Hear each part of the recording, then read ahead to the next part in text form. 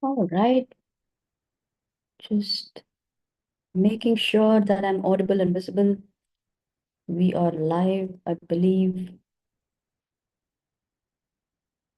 just in a few seconds. I'm going to open the chat. Super. All right. So, today's topic is going to be on collaboration, and we are unlocking emotional intelligence using brain skills. And if you are a person who has a family and then feeling undervalued, disconnected, or feeling overwhelmed, any one of your family members feel the same, then that only means there is no collaboration spirit going on. You may have enough money, cash inflow. You may have a lot of facilities. You may have a future, planning really intact. Everything, on the outside really looks good, but from the inside, between two individuals, there is no connection, even though maybe you are digitally connected, right? All of us have family plans, and mobile is, split into different family plans, and everybody are connected digitally, but we don't connect deeper when we want to have a conversation at home. Every conversation leads to an argument. Why? There is a missing element. There is that team spirit. Like even a family is supposed to be a team. So far, we have seen collaboration in workplace, and how do we handle the work collaboration with that of the business and then home and all that. But today we will see exclusive episode on how do you induce this collaboration or team spirit in your family. Okay, that note, I want to welcome you all. And if you still haven't subscribed to my YouTube channel, please do so that you will be notified for future episodes and future other interesting series that we will be talking about emotional intelligence and artificial intelligence. How do you run your business using artificial intelligence tools? So there's more to come. But for now, if you haven't still subscribed to my channel, please do so. I'm going to open up presentation for today, and we will see the power of sharing responsibilities. How do you divide your task and create a balance at home? And we will use EQ hacks, the brain hacks, to build that stronger bonds, just in case you are right brain driven, that you are an energy person, like people person, but you feel disconnected because there is nobody to connect with you, right? Or if you are an individual contributor, you just want to make sure there is structure, there's a lot of planning. But for you to contribute to your family, you definitely have to, land in. You should be able to land in whatever you want to communicate, right? If what you plan, or if you want, your analytical brain suggests you to structure, or talks about facts and figures, but unless and until it is landed in your people in the family, it's not going to help, it's not going to serve. So where is the missing element? You need to be able to converge both these brains. So we're going to see how to activate these brain skills and how do you find that centered relationship. Okay. And family communication tools also. So there could be concept, there could be context, there could be theory, but without tools, you will not know how to develop that. So we're going to discuss that as well. Okay. So in essence, what is collaborative spirit in the family? A general definition goes like this. Building a collaborative spirit means creating an environment where each family member feels empowered to be able to contribute, communicate, and work together. Am I right? So type in the chat if you're watching me live, contribute, communicate, and work together. So that is collaboration. Without communication, you just keep on contributing, that's what our parents did. That's what our, generally when we were brought up, no parents explain us, whenever we ask something, whether it is getting done or not, that's all we want to know. But then there is also no effort by saying, by our parents saying, why are they so working hard? And there is no communication built at all. There was no reasoning, there was no communication, there was no explanation. It has its own plus and minus, right? So if there was no explanation for some things that is being supposed to be taught, then there is no connection of that family core values. And for you to have some values instilled, it could be a discipline, it could be honesty, it could be some rituals that you want to practice, unless and until you're going to explain the benefit of it, it's not going to get instilled in the child, at least in this generation.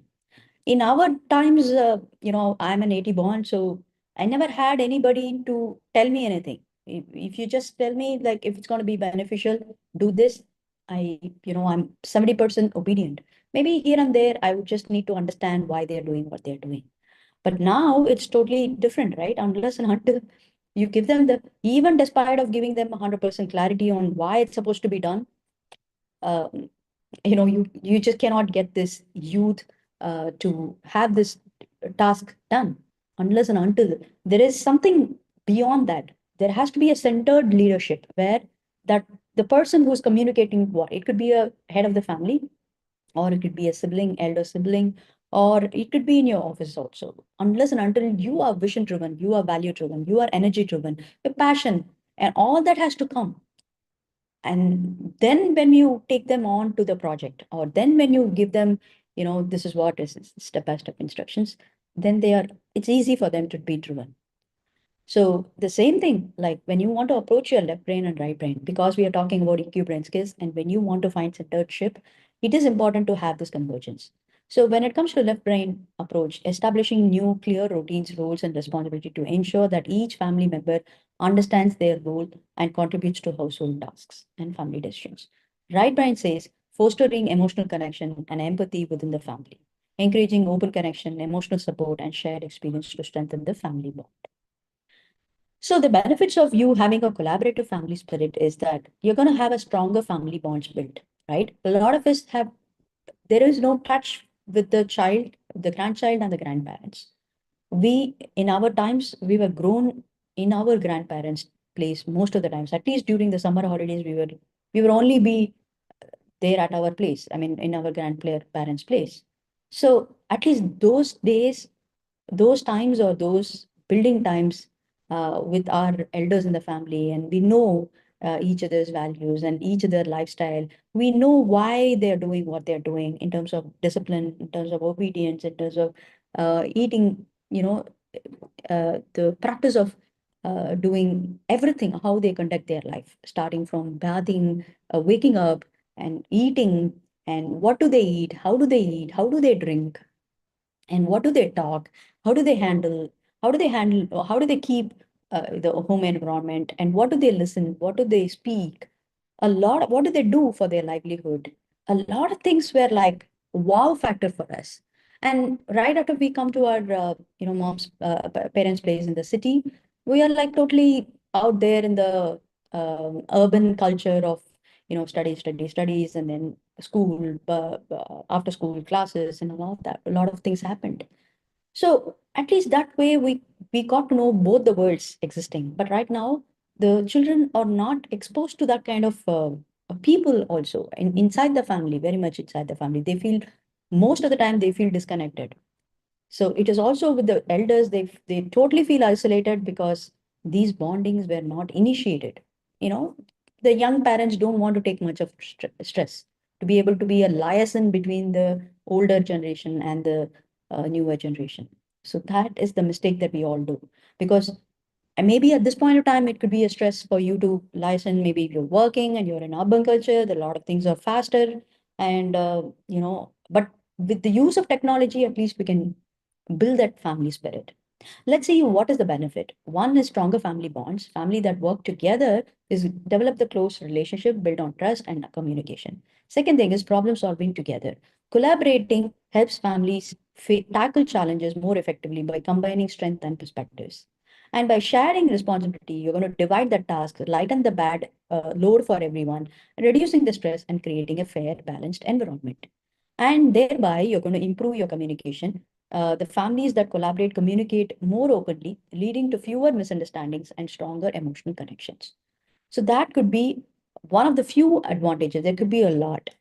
Let's see what could be the challenges in building that family collaboration. Conflict of opinions, in case you don't have the collaboration going on, there will be a conflict of opinions. Collaboration may lead to disagreement, definitely. Two brains, two people in touch, between spouse itself. There are a lot of misunderstanding, different opinions. And but when it comes to as a family, different age group, different likes and dislikes, different practices, different habits, different thought process, different ideas, different future planning. I wonder, it's a wow factor to understand how were they living together in a joint family. How much of not just the word sacrifice, how much of adjustment, how much of flexibility have they been able to. Uh, it was a real when we watch movies with a joint family and all that, our children have a wow factor for it. Like, so many questions like, how do they manage to live, right? So that was our culture. And then it just, the more we westernized we just became nuclear family. So, but there are challenges where there will be conflict of opinions. They may have a disagreements, especially when family members have different perspectives or way of doing things. The kitchen itself is the biggest department. Earlier during the joint family, head of the person, head of the family should be two people, right? Like one is the male and the one is a female. The male goes out of work for or actually direct the family. The female takes care of the main department like kitchen and the laundry and a lot of things, upbringing the child and a lot of things. So these two people lead the way out for the rest of the generation, right? When it becomes a nuclear family, there are only two, three people, right? Three, four people, including the kids, maybe five people. Apart from the two people who are heading the family, there are only two, three people there. But within that people itself, there's a lot of, opinion disagreements happens. And then it is time consuming. Collaboration can require more time as decision making and tasks need to be discussed and agreed upon all family members. Imagine for one particular decision making, you gather everybody, take a poll and all that. For you to arrive at a consensus will take a time. Maybe that is why they have one person, one voice heard. Here and there they listen to everybody and they had their foresight what is needed for their family. And if there are mistakes, they're going to agree upon and move on. But not everybody barge in and everybody else obeys that because thinking that that senior knows what is needed for the family and we all have to stand for it. So that way it was more of a cohesion. But of course, if there is a sacrifice, then it'll leave the residue, and then that's why they split off, and then things go haywire. Challenges with balances also. So some family members may take more on responsibility than others, leading to frustration and imbalances. So that's what happens. Like you need to make sure that especially when you're a nuclear family, it has to be a shared responsibility. It's not that one person work and then the other person doesn't work at all, or neither not the other situation where this person works and then comes back home and there also there's a lot of work. There has to be a balance. Then coordination issues. Busy family schedules may take a lot of coordination, difficulties, particularly when managing multiple responsibilities. When two parents are working at two poles, back in US, they could be working in different, district or states. They could be traveling all the time. And imagine the condition of children. Most of the time, they will be in daycare.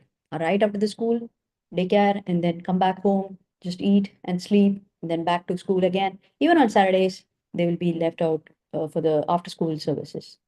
That's a pathetic condition. And only on Sundays, they get to go out. But the one thing what we found was when we were in US, everybody takes out time for vacation. The entire country goes for vacation at some point of time. It's only people who don't plan well or who don't manage their finances well won't go step out for vacation. But back in India, at least in my times, we've never went for a vacation. Hardly we would have gone for a relative's place to stay there. But that was also not a thing. Only after we got married, when the child was small and we had to take her to different places, and then some things got westernized, and our corporate, offices have holidays, until you utilize that, it gets exhaustive. So it gets expired. So you cannot even use that leave. So because of which we compel ourselves to take off and then move, just keep moving. But it is a culture that we have to bring in to celebrate or to break off from the routine. Only then we will have connection more, build more. I mean, right from the joy of planning or thinking about vacation and then planning together and then relishing together and then planning for the next together with the memories of the present memories of the vacation. So that's a nice thing. So why is this spirit important? Without this collaboration, what's going to happen is family members feel disconnected, overburdened, and unsupported, leading to only stress. But with collaboration, they're going to work together to manage responsibilities, solve problems, and enjoy more shared, harmonious home environment. Then how is it going to be measurable impact? According to Harvard Business Review, families that practice collaboration report 30% higher satisfaction with the household dynamics and relationship. Very, very important. Maximum peace of mind is important, is required when you come back home, right? After a stressful day. Even there, if it's going to be a different of opinions and then there's going to be a noise around, chaotic everywhere, you won't be able to sleep peacefully and go for work the next day. It is that important is this family spirit. And now who needs this? Working parents, balancing career, family, household responsibility, requiring teamwork to prevent burnout, managing the couples who are managing their shared responsibility in parenting, finances, and home management. Then families with children involving kids in decision making, household duties, teaching valuable life skills and building confidence. Then blending and extending families, extended families. So grandparents, relatives, uncles, aunt, cousins, navigating new family dynamics, especially when a daughter-in-law comes in. It's like when we as a daughter be at our place and then for around 25, 30 years, and then we move to some other place with a totally different value system, it's going to be really difficult for that person, right? So there has to be a learning and for which that family members also has to support. All right. So collaboration, where else can you apply this? First of all, collaboration in the daily household chores. One is cleaning, assigning age appropriate cleaning tasks to each family member, rotating responsibilities weekly, cooking, share meal preparation duties with different members responsible for planning, shopping, cooking, cleaning up. Then laundry, dividing laundry tasks among family members, teaching even young children to sort and fold. Then yard work, okay, very, very important thing because back in US, it's all independently managed, and maintaining the yard is more even more important because otherwise you get a lot of tax, and then the place becomes so inconvenient for usage, and then the neighborhood will have some problem too, and a lot could be happening in the yard when it is not maintained. Infestations and all that will happen. So making that outdoor maintenance as a family activities can cheer up with each person taking responsibility for different areas is also it's a nice way to do it. So cleaning, cooking, laundry, and yard work could be major area. Then where else can you apply in decision making? Okay, so first is when it comes to a real-time spirit application could be in vacation planning because as I just said, as a family, it's a very, very important part of you to step out from the routine.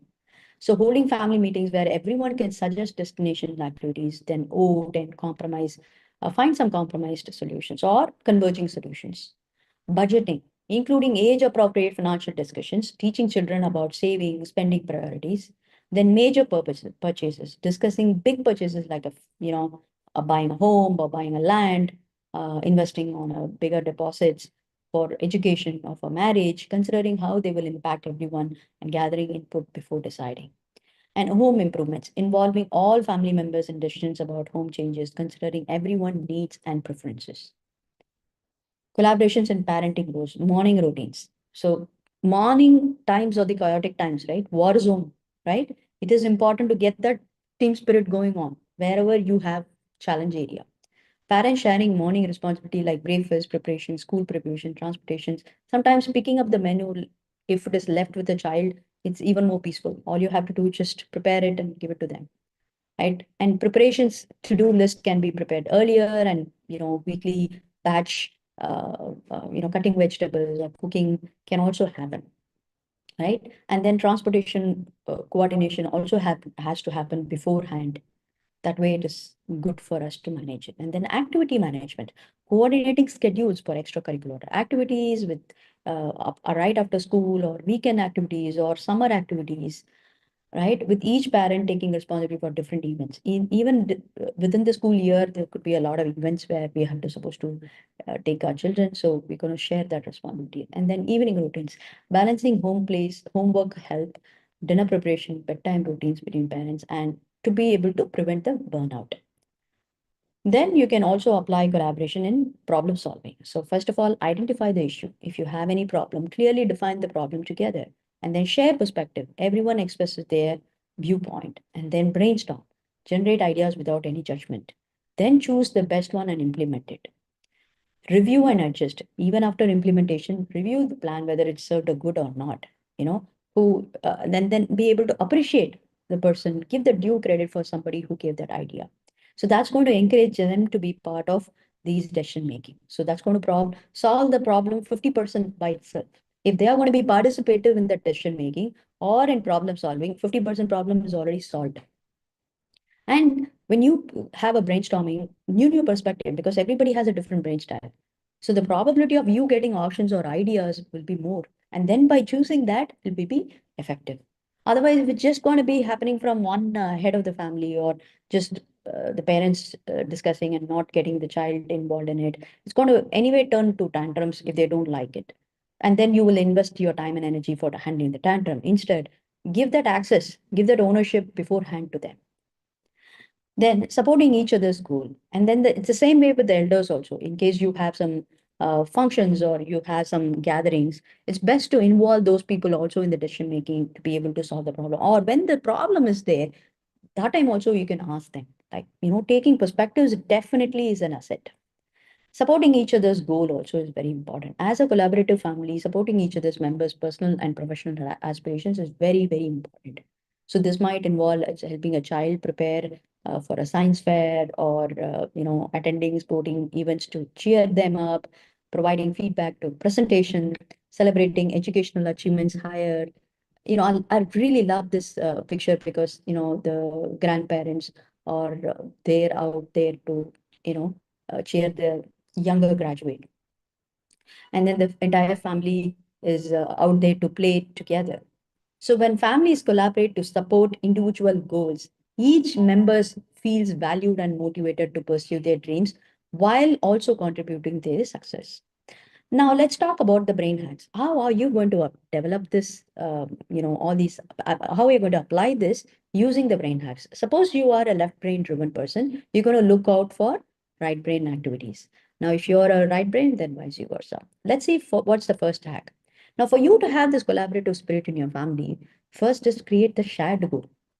All of us have goal. The family will have goal, right? Make it as a shared goal. Instead of you telling them what is the goal, ask them what could be their goals. To typically have a vision setting, vision for not just for the monthly goals, it is for next 5 to 10 years what you want to do.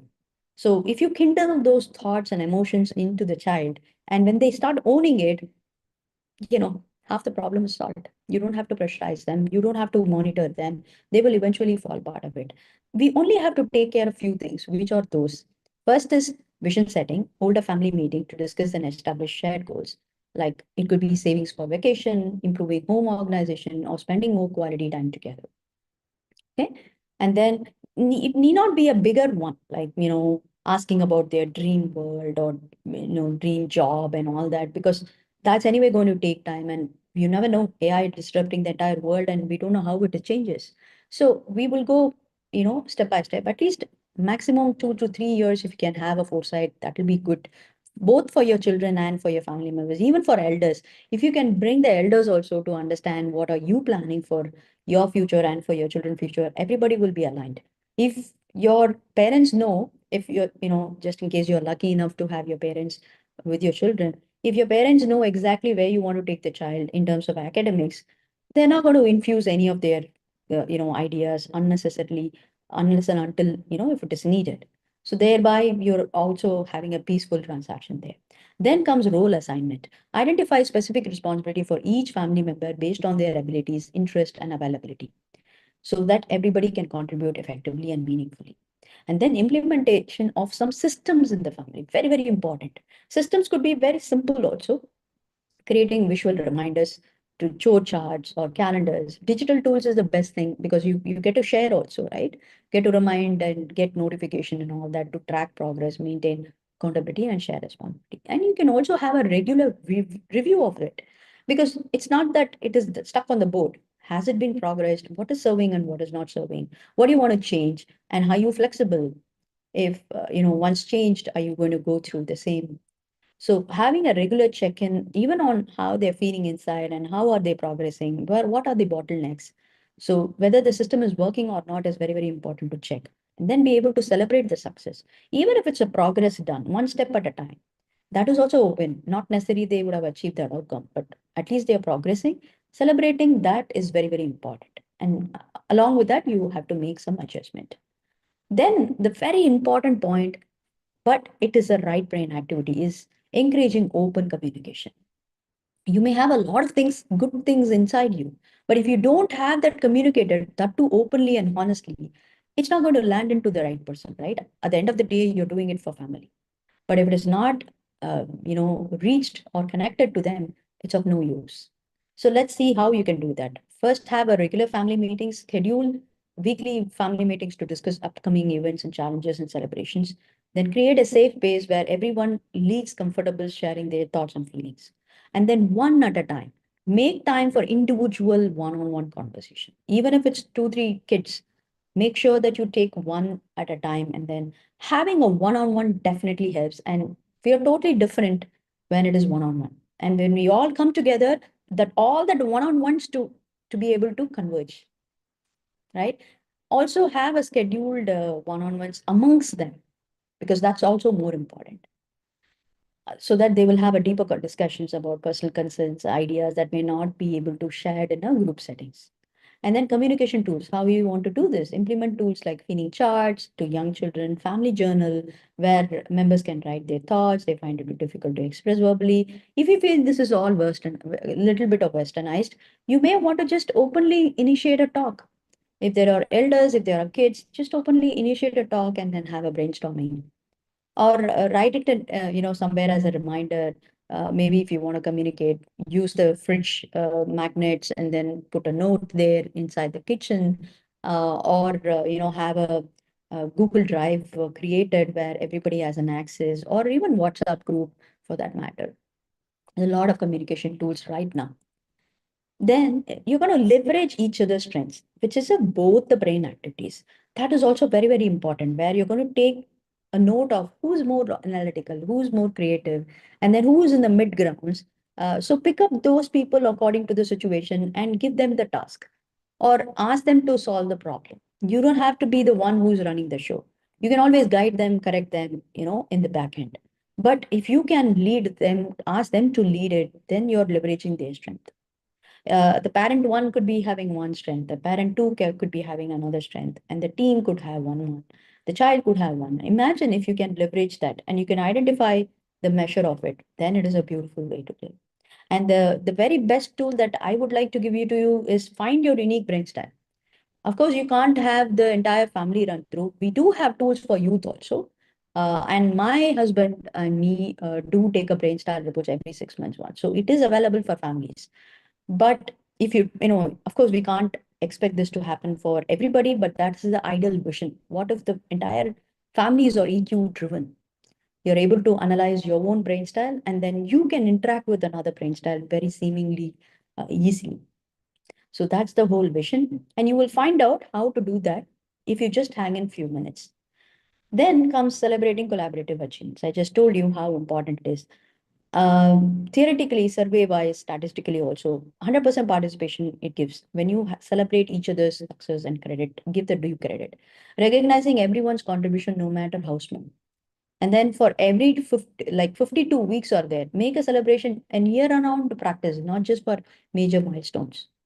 Okay. And then it is going to have a 5x impact when you celebrate multiple motivation for future collaboration. So acknowledging and celebrating your family's collaborative success reinforces positive behaviors and strengthen your collective identity. Celebrations don't need to be elaborated, exhaustive. It doesn't need a reason, first of all. So you don't have to find that occasion to do it. In fact, it could be a simple drive. taking your spouse to a drive or your children one-on-one to a drive. If they have done something, you just want to give them some small treats, right? Or just ask them what they need and buy it to them. They might be having a special dessert after completing a home project, simply baking something at home, or a family outing after everyone maintained their responsibilities for a month, or simply a verbal recognition during a family meetings, or simply just then when you heard that they have achieved something, just a pat on their shoulder and say a few kind words. That itself is a good thing. Then staying flexible and adaptable, very, very important. Why it is both the brain? Because it needs proper structure and as well as some energy element in it, right? For you to be adaptable, you need to be convinced why you're doing what you're doing. Plus, you also have to, uh, you know, uh, be aligned. So you're going to first anticipate the change, regularly review upcoming schedule, change that light transitions, communicate that adjustment, discuss needed modification to your family responsibility. Instead of saying, okay, you know what, I'm going to be, getting a transfer. We have initiated a transfer at work, so we're all going to change the location. Relocation takes a toll, especially when you have a family. It involves a lot of people, right? Their education, their school friends, I'm talking with the kids. And the spouse could have been, managing some environment. Adults are still okay, but then the education front or the families, the kids associations could be their own mindset. They will be emotionally upset. So for you to go and settle down in a place and then be able to get around into the routine, it's going to take a time. So for you to be able to communicate prior and then preparing them, very, very important. How do you adjust? That kind of a discussion is also important.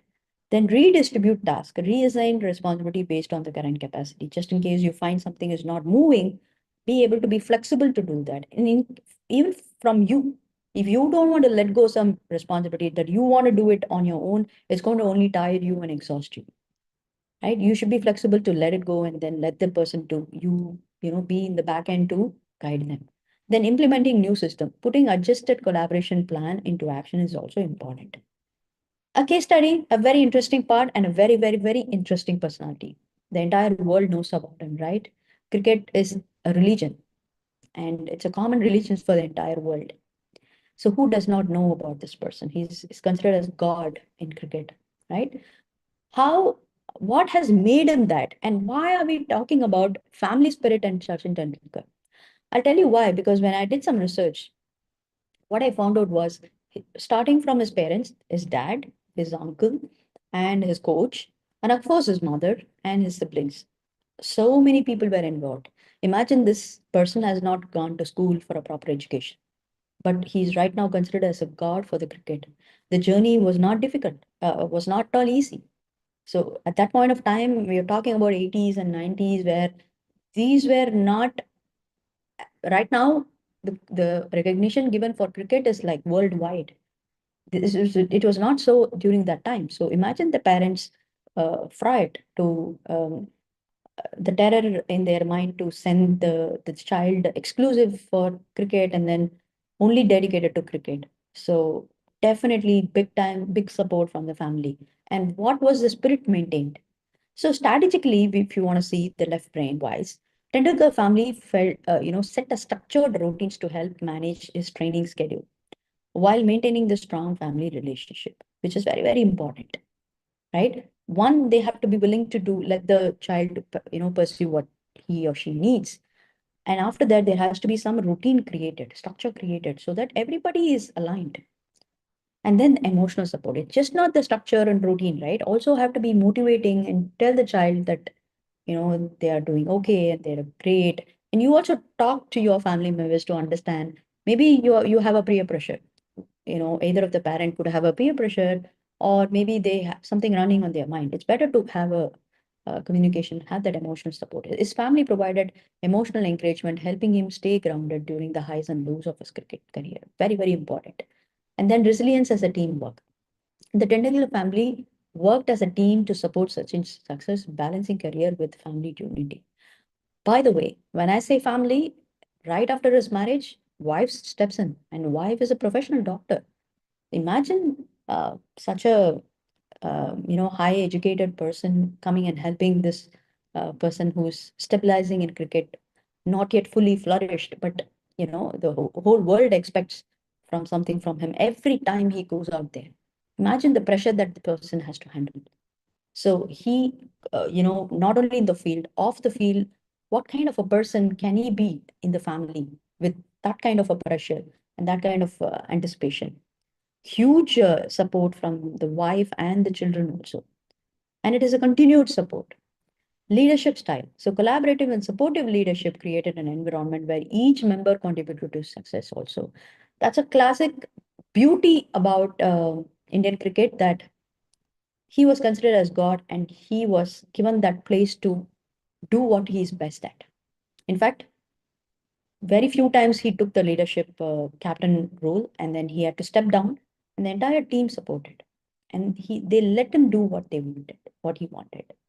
And even under his captaincy, or off the captaincy, the entire team listens to this kind of a person because he's been a cricket child.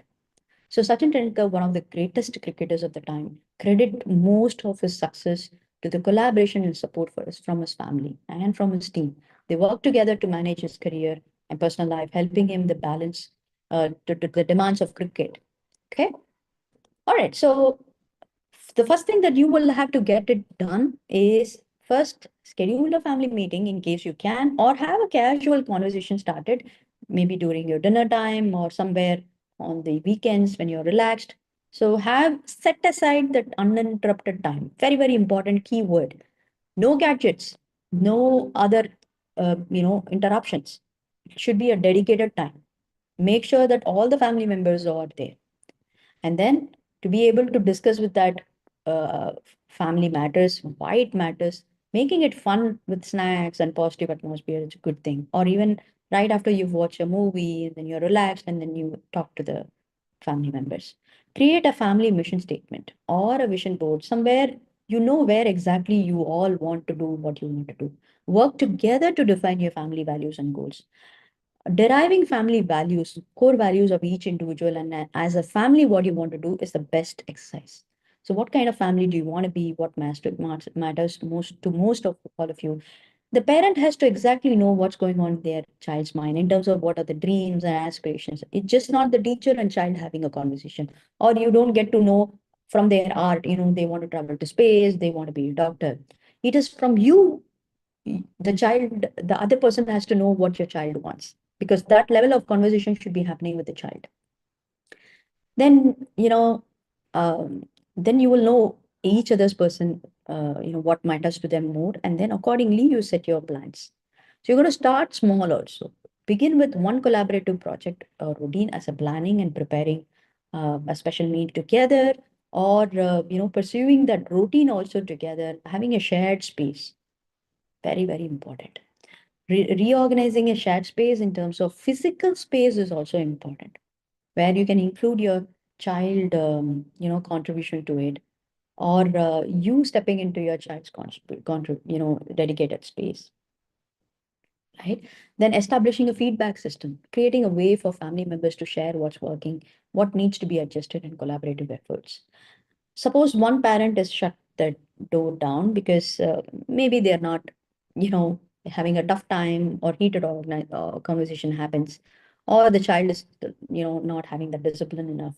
So the one parent is bashing down the child. So the other parent should be receiving the child really well with open arms. If both the parents shutting the door, I mean, the child just gets out isolated.